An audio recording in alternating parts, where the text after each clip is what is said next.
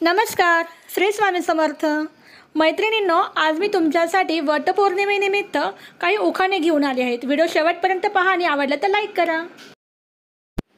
वटवृक्षाच्या झाडाला प्रदक्षिणा घातल्या 7। वटवृक्षाच्या झाडाला प्रदक्षिणा घातल्या 7।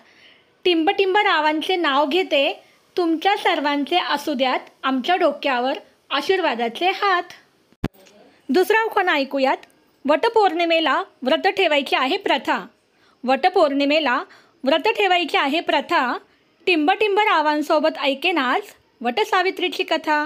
टिंबटिंब रावांसोबत ऐकेन आज वटसावित्रीची कथा। आता ऐकूयात तिसरा उखाणा। वटपौर्णिमा म्हणून आपण सर्वांनी मिळून लावूयात झाडे। वटपौर्णिमा म्हणून आपण सर्वांनी मिळून लावूयात झाडे। टिंबटिंब रावांसाठी प्रार्थना करते, त्यांचे आयुष्य खूप वाढे। टिंबटिंब रावांसाठी प्रार्थना करते, त्यांचे आयुष्य खूप वाढे। उखाणा नंबर 4। तुटता तारा पाहून माझी पूर्ण झाली आहे इच्छा। तुटता तारा पाहून माझी पूर्ण झाली आहे इच्छा। टिंबटिंब रावांचे नाव घेते, तुम्हा सर्वांना वटपौर्णिमेच्या हार्दिक शुभेच्छा। टिंबटिंब रावांचे नाव घेते, तुम्हा सर्वांना वटपौर्णिमेच्या हार्दिक शुभेच्छा। उखाणा नंबर 5। आयुष्यात सुखदुःख दोन्ही असावे। आयुष्यात सुखदुःख दोन्ही असावे। टिंबटिंब रावांसारखे पती जन्मोजन्मी मिळावे।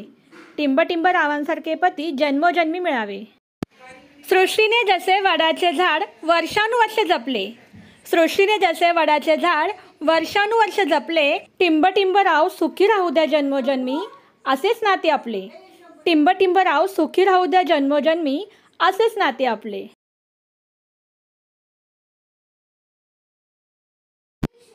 उखाणा नंबर 7। हृदयाचा ठोका शरीराचा झोका। हृदयाचा ठोका शरीराचा झोका।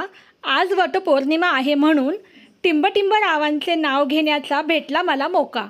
आज वटपौर्णिमा आहे म्हणून टिंबटिंब रावांचे नाव घेण्याचा भेटला मला मोका।